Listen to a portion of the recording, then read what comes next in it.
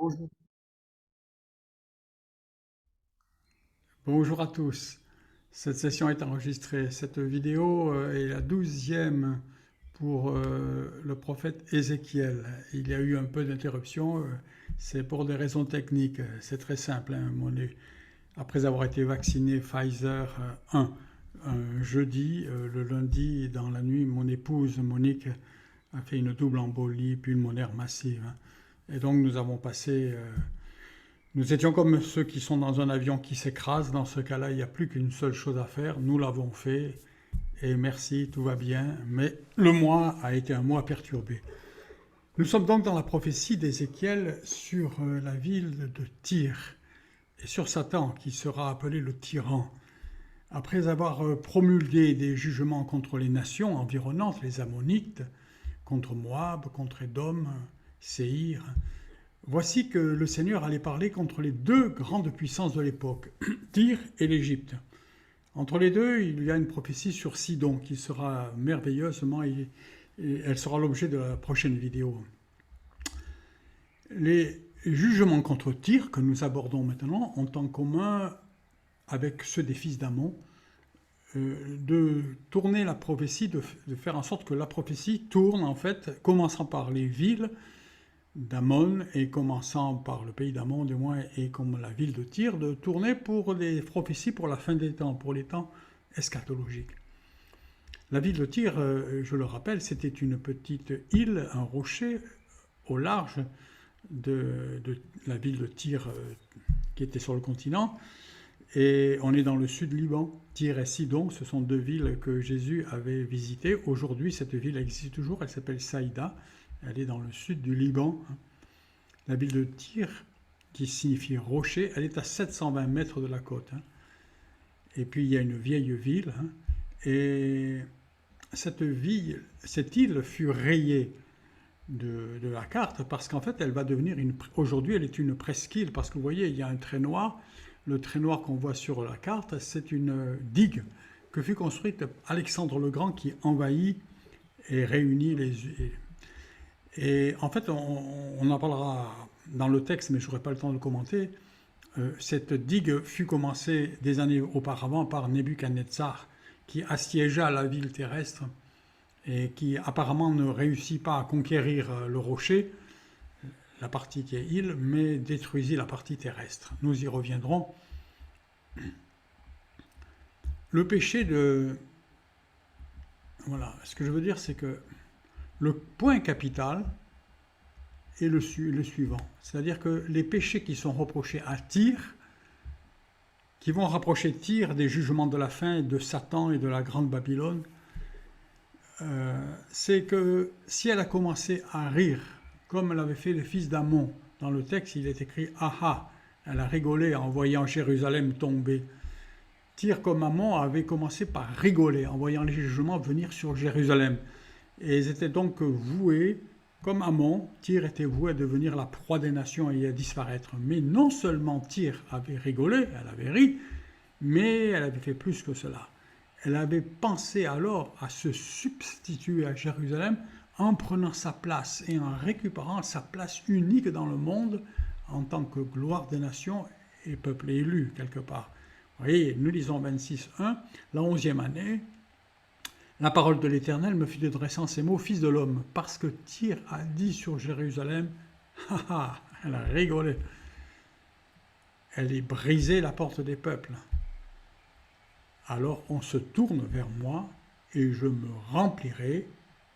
Elle, Jérusalem, elle est déserte. Elle avait rigolé sur la chute.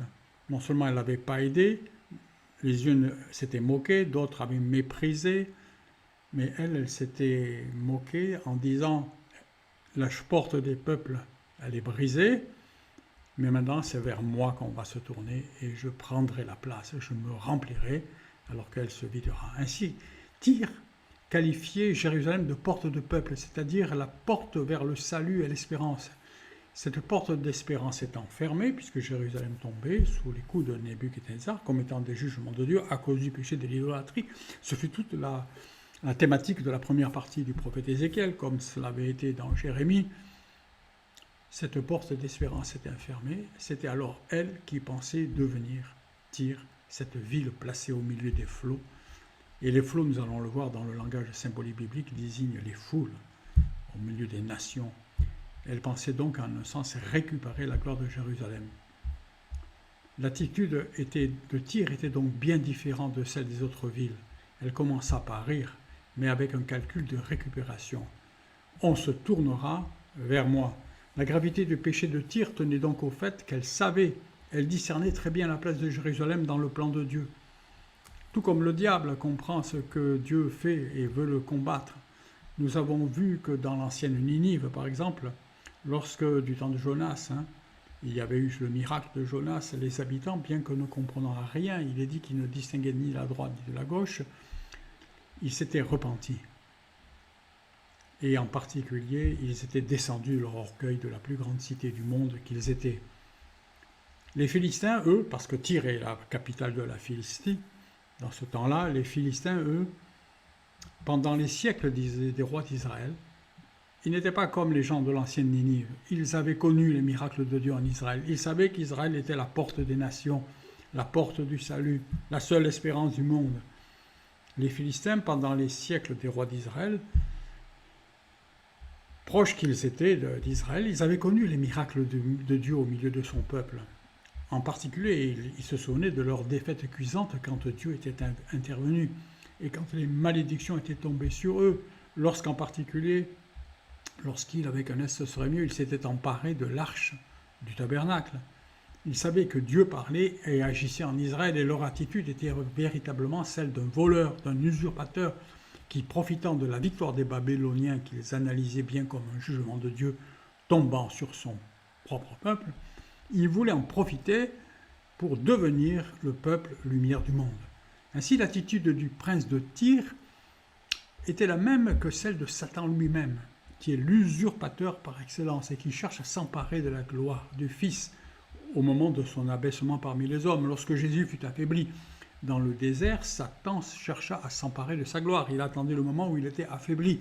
Et de la même façon, quand Jérusalem est affaiblie à cause de ses péchés, à cause des jugements, mais ça c'est une affaire entre Dieu et son peuple, ça ne regardait pas, eux cherchent à voler, à s'emparer de la gloire.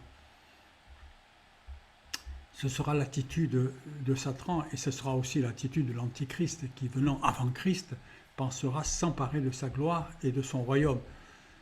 Cette prophétie concernait au début le prince de Tyr, mais on va voir qu'elle va se terminer en considérant le prince de ce monde, Satan lui-même. Ainsi, la destruction de Tyr, dans la version eschatologique de la prophétie qui suit, deviendra non plus la destruction de la ville de Tyr, mais la destruction de la grande Babylone du monde. Et celle du prince de Tyr deviendra celle de Satan lui-même. Et nous allons apprendre beaucoup de choses sur Satan. Lorsque Tyr chercha à se substituer à Jérusalem en tant que porte des peuples, elle chercha à remplacer le rôle spirituel attractif de Jérusalem par un autre rôle attractif, celui du commerce mondial. Le commerce, avec les bateaux, échanger des matières premières, faire venir tout le monde autour d'elle. D'une façon générale, lorsque le diable se substitue à Dieu dans une vie ou dans une nation, il singe l'œuvre de Dieu. Il continue à faire les mêmes choses, mais avec d'autres valeurs. Par exemple, il remplace la joie de l'esprit par la joie du vin rouge. Il remplace l'attachement à la parole par la jouissance charnelle, sexuelle. Il remplace le rayonnement spirituel de Jérusalem par le rayonnement commercial.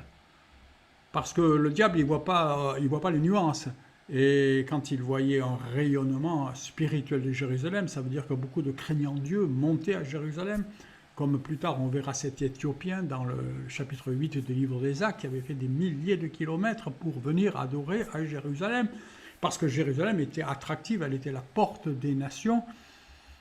Eh bien, le diable remplacera cette attractivité spirituelle par une attractivité commerciale, en faisant de Tyr le centre maritime mondial, le commerce n'étant que maritime à l'époque, il n'y a pas trop d'avions, pas trop d'autoroutes.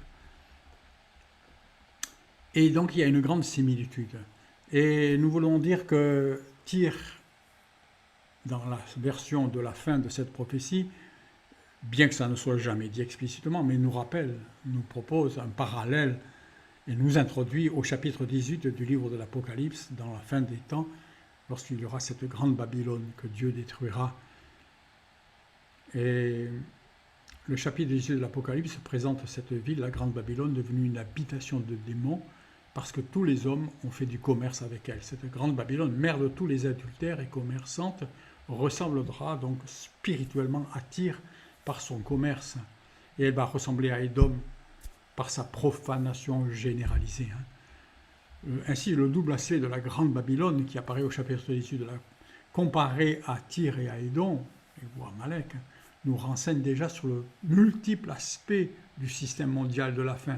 La mondialisation était caractérisée par le commerce, les échanges, les relations, tout azimut, toute religion, toute opinion. La profanation nous renseigne sur un système religieux qui nous parle de la grande prostituée de la fin. Et ceci annonce une dualité entre l'homme de péché de la fin et le faux prophète, les deux bêtes d'Apocalypse 11 qui monteront l'une de la mer, les nations et les flots, l'autre de la terre, probablement d'Israël. Ainsi, la grande Babylone est à rapprocher à la fois à la ville de Tyr et à la fois à Édom.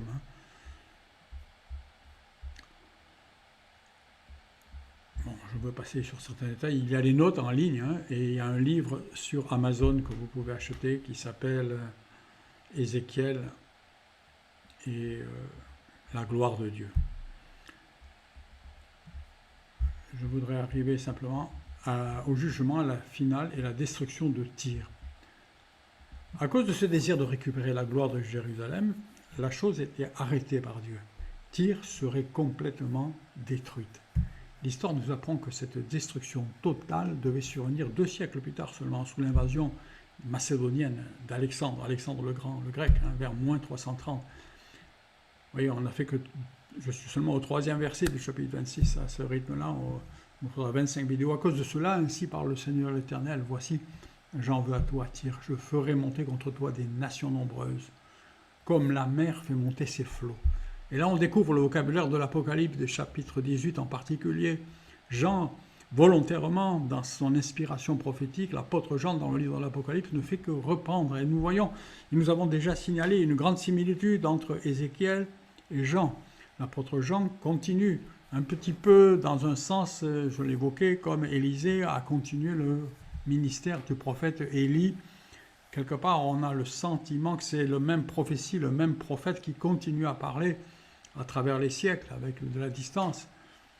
Voici, la mer fait monter ses flots, mais cette mer, c'est les nations nombreuses. Elles détruiront les murs de la ville de Tyr, elles abattront ses tours, ses foules, j'en raclerai la poussière. Elle sera dans la mer un lieu où on n'étendra plus que des filets, c'est-à-dire elle servira juste à la pêcherie, car j'ai parlé, dit le Seigneur. Elle sera la proie des nations, ses filles seront tuées par l'épée, les filles c'est les petites voisines, les satellites comme Sidon au nord, et ils sauront que je suis l'Éternel. Et voilà, là j'explique qu'on voit là le langage de l'Apocalypse, je l'ai évoqué.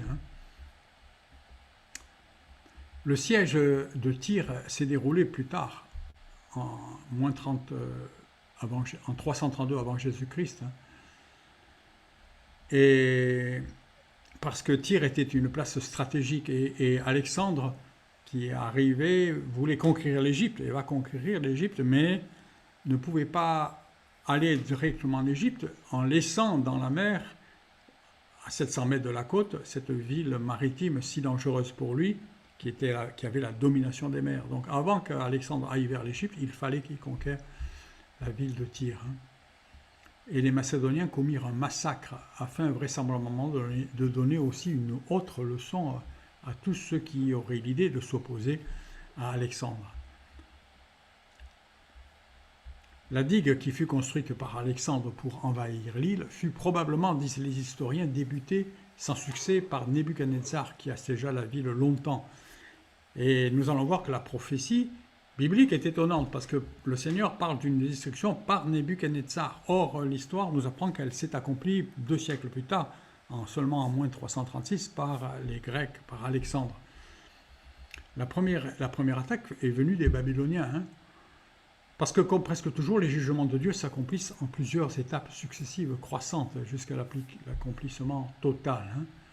Et immédiatement, après s'être occupé de Jérusalem, Nebuchadnezzar était venu s'occuper de Tyr. Et pour cela, il a fait un long siège. C'est pour ça que lui avait eu le temps de construire cette digue, mais il n'avait pas réussi à conquérir l'île. Car ainsi parle l'Éternel, le Seigneur, voici j'amène du nord contre Tyr, Nebuchadnezzar, roi de Babylone, avec des chevaux, des cavaliers, une grande multitude d'armées, il tuera par l'épée tes filles sur ton territoire. Tout à l'heure, il était question de foule, de flots, de nations qui montaient, et maintenant, au verset 7, ces foules s'appellent Nebuchadnezzar. Elles portent un nom, c'est les foules du roi de Babylone. Mais Babylone avait déjà conquis toute la Syrie, donc il a mené avec lui des armées formées de tous les pays, des foules. Et il devait tuer, abattre. Et vous voyez, il renversera les tours avec des machines, avec des chevaux. Or, c'est connu que ce n'est pas avec des chevaux et des machines pour prendre les forteresses que l'on conquiert une île. Et on comprend donc, comme on l'a vu sur la petite figure au début, qu'il y avait deux villes. Il y avait une ville ancienne de Tyr qui était sur le continent. Et cette ville-là que Nebuchadnezzar a pris, et sans doute que tous se sont durant ce long siège, ont eu le temps, c'était des marins, ont eu le temps de partir au loin, rejoindre Carthage, qui était une dépendance de Tyr, mais aussi de construire et de fortifier le rocher et de transformer la ville ancienne qui était sur le continent en une ville à 700 mètres au large, c'est pas loin, mais c'était suffisant pour arrêter les chevaux et mettre en échec Nebuchadnezzar qui ne put détruire que la ville continentale, une partie. Vous voyez, il foulera les rues avec les sabots de ses chevaux. Les chevaux ne nagent pas, ne vont pas sur les bateaux à cette époque-là, et les monuments de ton orgueil tomberont à terre. C'est pas encore, Nebuchadnezzar n'avait pas fait chuter la ville de Tyr, mais il avait fait chuter les monuments de son orgueil. On enlèvera tes richesses, on pillera tes marchandises, on abattra tes murs, tes maisons de plaisance, on jettera au milieu des pierres. Je ferai de toi un rocher nu et tu ne seras plus bâti, car moi, dit le Seigneur, j'ai parlé. La partie continentale a été rasée par Nebuchadnezzar, mais le fin de la prophétie, le rocher nu, l'île, elle sera rendue vide et jamais rebâti après le passage d'Alexandre.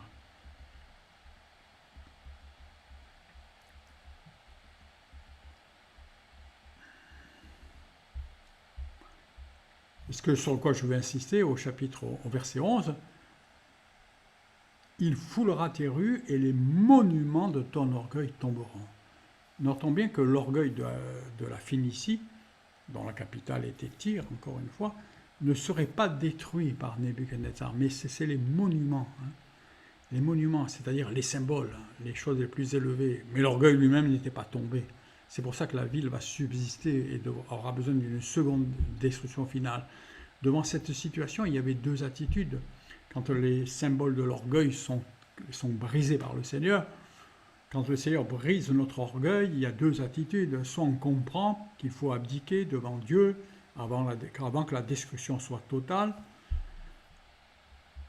soit faire ce que Satan fait toujours, c'est redoubler dans la haine et dans l'orgueil et jouer le tout pour le tout jusqu'au bout, faire la guerre à Dieu. Et Tyr ne s'est pas repenti. Et c'est encore là une caractéristique spirituelle de Satan lui-même et des siens, qui ne se soumettent jamais à Dieu.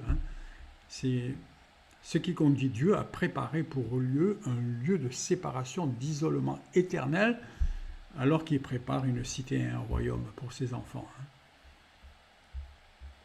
La chute finale de Tyr et de son prince était alors dépeinte en termes de grand bouleversement mondial. Il s'agissait de la chute d'un ordre mondial basé sur le mensonge, le luxe, le commerce, l'argent, système dont tous les rois des nations profitaient. L'information sur la chute de Tyr devait ainsi effrayer tous les princes. Ces princes étaient alors qualifiés princes de la mer, comme étant tous ceux qui commerçaient avec Tyr, l'acceptant comme porte des nations, les flots désignant alors les nations du monde. Il n'est pas nécessaire d'être un spécialiste des Écritures pour reconnaître ici un parallèle avec le chapitre 18 de l'Apocalypse. Jean, dans sa vision, reprenant volontairement le vocabulaire de ce chapitre 26 d'Ézéchiel. Ainsi parle le Seigneur au bruit de ta chute, quand les mourants gémissent, quand le carnage est dans ton sein, les îles tremblent, les princes de la mer descendent de leur trône, ils ôtent leurs manteaux, ils quittent leurs vêtements brodés, Ils s'enveloppent de frayeur et s'assiedent à terre. À chaque instant, l'épouvante les saisit et ils sont consternés à cause de toi. Ils prononcent sur toi une complainte et disent: quoi? Tu es détruite, toi qui peuplais ceux qui parcourent les mers. Ville célèbre qui était la puissante sur la mer, elle est détruite avec ses habitants qui expiraient la terreur d'alentour. Maintenant les îles tremblent au jour de ta chute, les îles de la mer sont épouvantées de ta fin.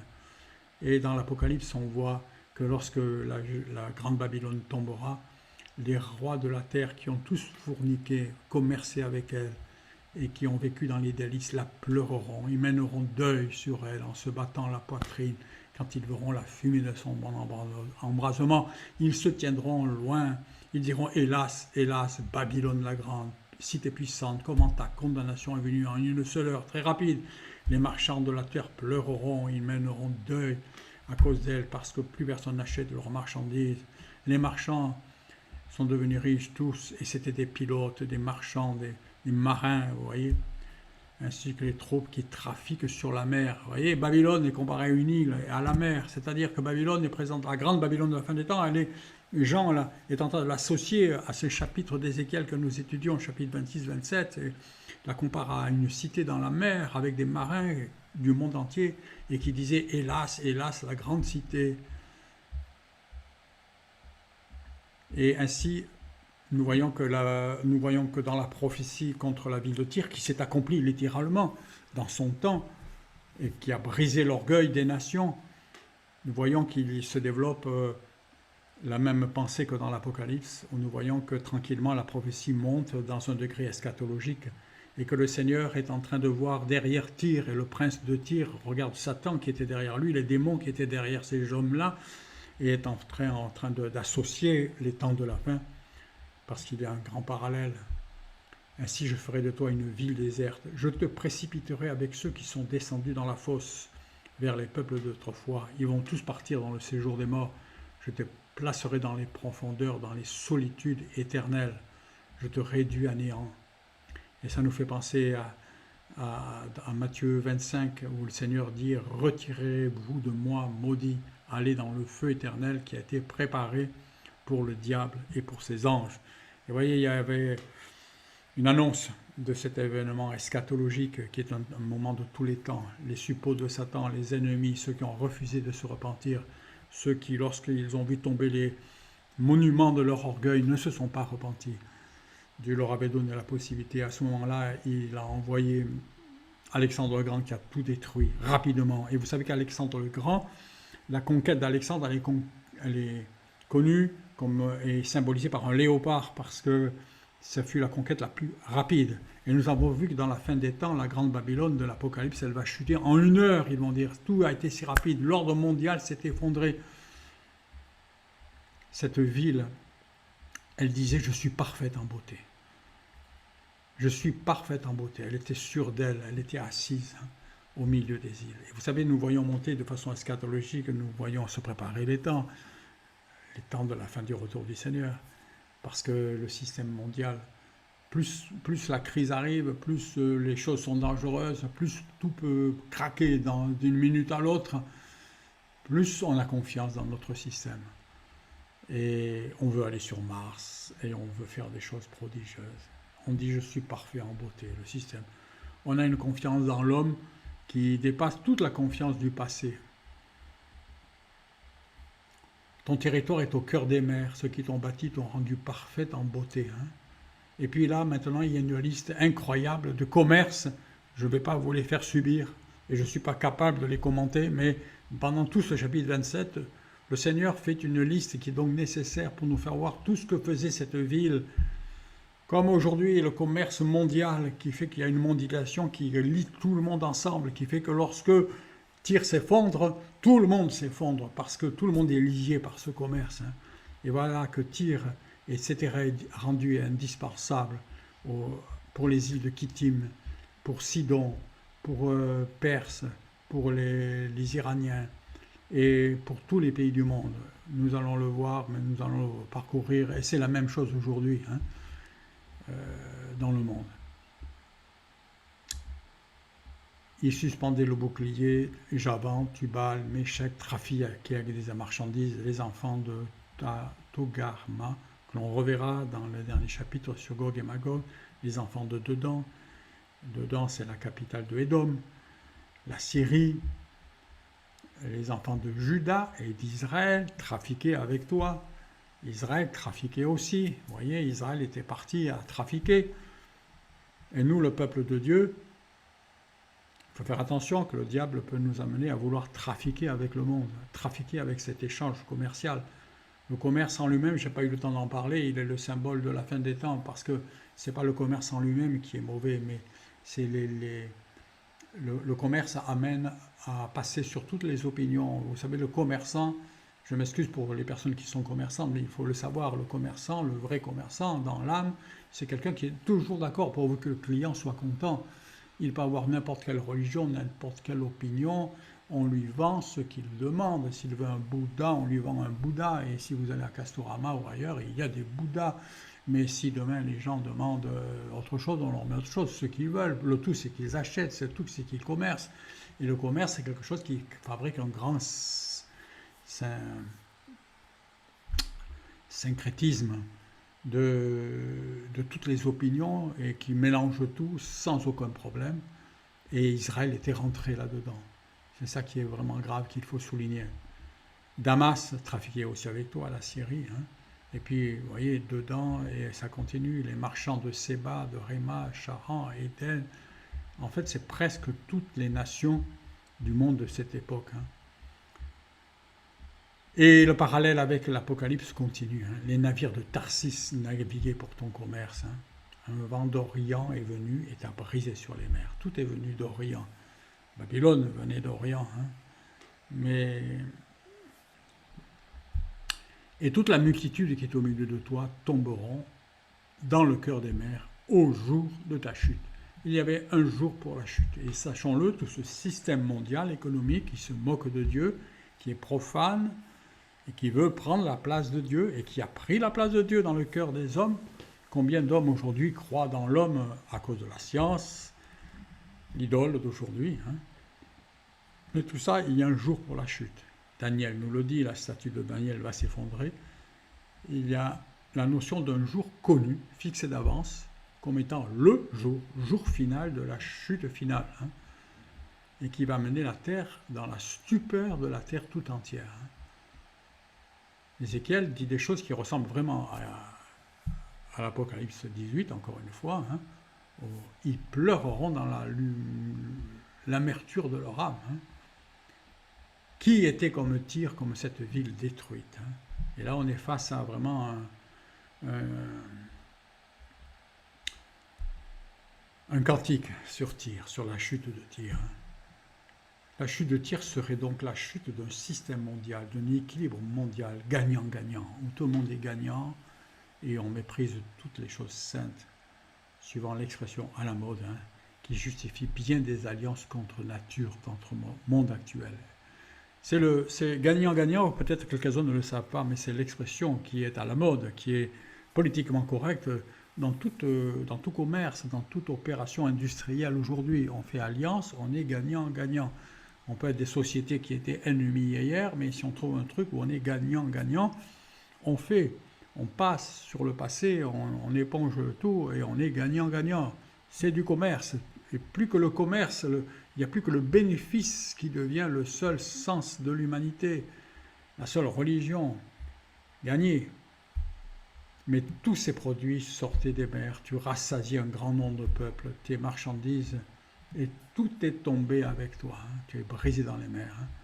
Et cette crise, elle ressemblerait à la crise de 1929, hein, mais 1929 ne fut qu'un jouet comparé à la crise qui va survenir dans le monde, et dont Paul nous parle en disant « une ruine soudaine les surprendra ». Il y aura un effet de surprise. Et à un instant, tout sera perdu. Et cela fut le cas pour la chute de Tyr, une catastrophe pour tous. Tu es réduit au néant et tu ne seras plus jamais, dit le verset. Et donc, vous voyez, le chapitre 26 était une annonce de jugement sur Tyr. Le chapitre 27 est une complainte sur cette chute qui ressemble à Apocalypse 18. Tout le monde entier, waouh, Vous savez que dans l'Apocalypse, lorsqu'il apparaîtra les deux témoins que Dieu enverra, nous en parlerons dans un autre contexte, mais ces deux témoins, ils feront arriver des jugements de Dieu, ils viendront déranger ce commerce gagnant-gagnant du monde entier. Et quand l'Antéchrist les détruira, tout le monde, la terre entière s'enverront des cadeaux, des présents les uns les autres. Les chefs d'État se congratuleront dans les G7, dans les G12, dans les G36. Ils se feront des cadeaux, ils diront bravo à l'Antéchrist, à la bête qui nous a débarrassés de ces deux hommes de Dieu. Parce que Dieu dérange, mais tout sera détruit. Les deux témoins ressusciteront aux yeux de tous. Nous n'en sommes pas là. Le prince de Tyr, dans cette rame finale du commerce, était alors identifié à Satan lui-même, car en fait il était son suppôt dans ce temps-là, dans cette période, comme le sera bientôt l'Antichrist, l'impie qui va bientôt paraître dans le monde. Cet Antichrist ne sera pas Satan lui-même, mais sera habité par Satan. Ainsi comme Jésus avait dit « Arrière de moi » à Pierre, de même l'esprit prophétique parlait à cet homme de péché, le prince de Tyr, comme parlant à Satan lui-même qui l'animait, qui était derrière tout cela. L'orgueil de Tyr lié à son grand succès économique et commercial, comme on pourrait dire aujourd'hui le grand commerce qui s'organise là dans le monde, hein, oui, et dont Trump a été un peu un trouble-fête et qui maintenant on se réjouit, tout repart et on va pouvoir s'envoyer des bombes nucléaires, de produits, et faire des routes de la soie, des bateaux, des machins, et tout va repartir et tout va tourner, et on va faire gagnant-gagnant et tout va être merveilleux. L'orgueil de Tyr, lié à son grand succès économique et commercial, nous instruit donc sur la naissance du péché dans le cœur de Satan, qui s'était cru être lui-même un dieu. En fait, cet orgueil, ce monument de l'orgueil de Tyr qui était là, qui avait fait dire au prince de Tyr et à Tyr, je suis parfait en beauté, en perfection, c'était ce qui était dans le cœur de Satan. Et c'est cela que Ézéchiel va nous révéler. Et c'est dans ce chapitre-là que nous apprenons le plus sur Satan. Dans toute l'Écriture, les prophètes nous en parlent. Mais là, nous comprenons ce qui était le cœur de Satan. Dans le ciel, Satan avait été placé en gouvernant sur les armées du ciel, les anges, qui s'étaient crus, et il s'était cru pour un Dieu, alors qu'il était un serviteur, un ange. C'est la grande révélation. Chapitre 28 nous révèle que Satan était un ange de lumière. La parole de l'Éternel me fit adresser ces mots, fils de l'homme, dis au prince de Tyr, ainsi par le Seigneur, ton cœur s'est élevé, et tu as dit, je suis Dieu. Je suis assis sur le siège de Dieu, au sein des mers, ça veut dire au sein des peuples, des anges, des foules. Toi, tu es un homme et non Dieu. Là, il parle à l'homme en bas. Mais à Satan, il dit, tu es un ange, tu n'es pas Dieu. Tu prends ta volonté pour la volonté de Dieu. Satan s'était cru rempli de sagesse comme Daniel. Nous avons déjà parlé de Daniel, peu importe. Daniel, dans le texte ici, représente l'homme sage, l'homme de Dieu. Et voici, tu es plus sage que Daniel. Rien n'est caché pour toi. C'est ce que Dieu dit au prince de Tyr et à Satan lui-même, nous allons le comprendre. Par ta sagesse et ton intelligence, tu t'es acquis des richesses, tu as amassé de l'or, de l'argent par tes trésors, par ta grande sagesse et par ton commerce, tu as cru, et par tes richesses, ton cœur s'est élevé. Comme la ville de Tyr, il faisait du commerce, Satan. C'est-à-dire que sa gouvernance dans le ciel n'était plus dans le seul but du royaume de Dieu et du roi, et de lever le roi qui était sur le trône de gloire, le Fils de Dieu. Mais son but n'était plus le but du royaume, mais le but est le but de s'enrichir lui-même par des alliances gagnant-gagnant qui entraînaient d'autres anges dans son trafic. C'est pourquoi ainsi, 28.6, c'est pourquoi ainsi parle le Seigneur, parce que tu prends ta volonté pour celle de Dieu, voici je ferai venir contre toi des étrangers plus violents d'entre tous les peuples. Ils tireront l'épée contre ton éclatante sagesse. Verset 10, tu mourras de la mort des incirconcis par la main des étrangers. J'ai parlé, moi le Seigneur. Et voici que le verset 11 nous révèle Satan directement. Fils, prononce une complainte sur le roi de Tyr. Tu lui diras, tu mettais le sceau à la perfection. Tu étais plein de sagesse. Vous voyez ces versets-là. Parfait en beauté. Tu étais en Éden. L'Éden, ce n'est pas le jardin d'Éden sur la terre où Adam et Ève se trouvaient. L'Éden, c'est la montagne de Dieu dans le ciel. Nous allons le comprendre. Tu étais couvert de toute espèce de pierres précieuses, sardoine, topaz, diamant, chrysolite. Ça veut dire il avait les œuvres parfaites de Dieu, tous les dons. Des tambourins et des flûtes étaient à ton service. Il avait de la gloire. Parce qu'il était préparé pour conduire, aider le royaume de Dieu. Préparé pour le jour où tu fus créé. Tout avait été préparé, les tambourins, pour le jour où Satan avait été créé. Alors bon, je ne veux pas entrer dans la discussion du fait qu'il ait été créé ou pas, mais